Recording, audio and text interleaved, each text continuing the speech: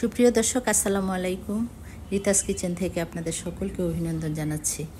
বরাবরের মতো আজকেও আপনাদের জন্য একটা নতুন রেসিপি নিয়ে এসেছি, ইলিশ মাছের ভাপা উইথ ফ্রাই।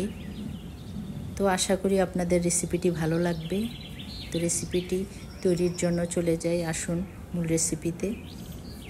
এখানে আমি ইলিশ মাছের ভাপা তৈরির জন্য 2 রকমের সরিষা, হলুদ আর লাল 2 টেবিল চামচ নিয়েছি। আর এখানে পোস্তদানা 2 টেবিল চামচ, কাঁচামরিচ 6-7টা, শুকনা মরিচ 3টা, একটু ভিজিয়ে রাখবো শুকনা মরিচ, পোস্তদানা আর সরিষা 10-15 মিনিটের মতো ভিজিয়ে রেখে এটাকে আমি ধুয়ে পানি ঝরিয়ে রাখবো।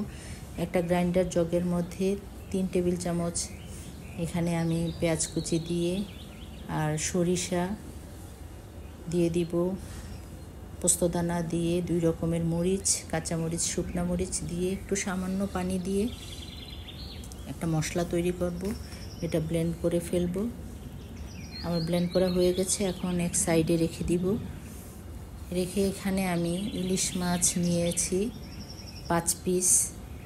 এর মধ্যে পরিমাণ মতো লবণ, হলুদ, মরিচের গুঁড়া দিয়ে একটু মাখিয়ে নিব। আর ধনিয়া গুঁড়ো দিয়ে দিব 1/2 চা চামচ দিয়ে। আর যে মশলাটা করেছি সেই মশলাটা দিয়ে মাখিয়ে আমি 20 মিনিট রেখে দিব। এর মধ্যে আমি কাঁচা সরিষার তেল দিলাম না। কেন দিলাম না সেটি একটু পরেই আমি বলছি।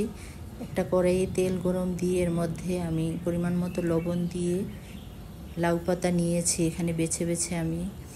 তো লাউ পাতাগুলি একটু আমি গরম পানিতে চুবিয়ে নিব নরম হওয়ার জন্য, সিদ্ধ করব না পুরাটা আমি। তো এখানে ঠান্ডা হয়ে যাওয়ার পর লাউ পাতা বিছিয়ে দিব একটা প্লেটে। 2টা করে লাউ পাতা নিব 1 পিস মাছের জন্য। তো একটা পিস দিয়ে এর মধ্যে আমি দিয়ে দিব মশলা।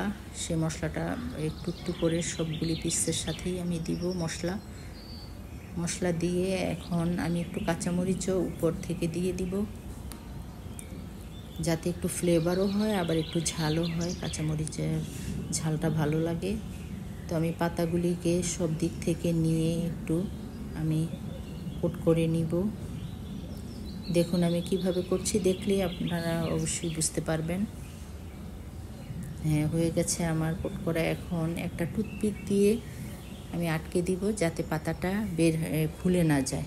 তো সবগুলি আমি এভাবে এক এক করে নিব, করে সাইডে রেখে দিব। একটা পাতিলে আমি গরম পানি দিয়ে একটু স্টিম করে নিব। তো ঢাকনা দিয়ে ঢেকে আমি 10 মিনিটের মতো এক পিঠ করে আবার অন্য পিঠ উল্টে 7-8 মিনিটের মতো স্টিম করে নিব।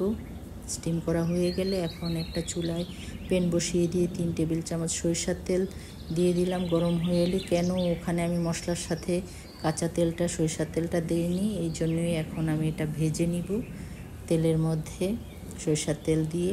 এই জন্য ওখানে আমি তেলটা ব্যবহার করি নাই। এখানে 2-3 মিনিটের মতো আমি মিডিয়াম লো হিটে চুলাটা রেখে আমি এক পিঠ ভেজে নিব। তারপর উল্টে আমি আবার অন্য পিঠ 2 মিনিটের মতো ভাজবো।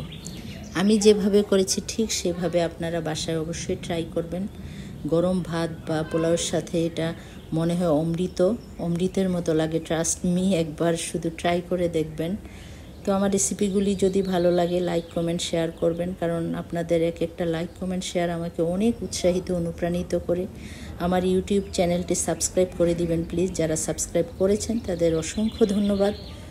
আগামী পর্বে আমি যে কোনো নতুন রেসিপি নিয়ে আপনাদের সামনে হাজির হব ইনশাআল্লাহ।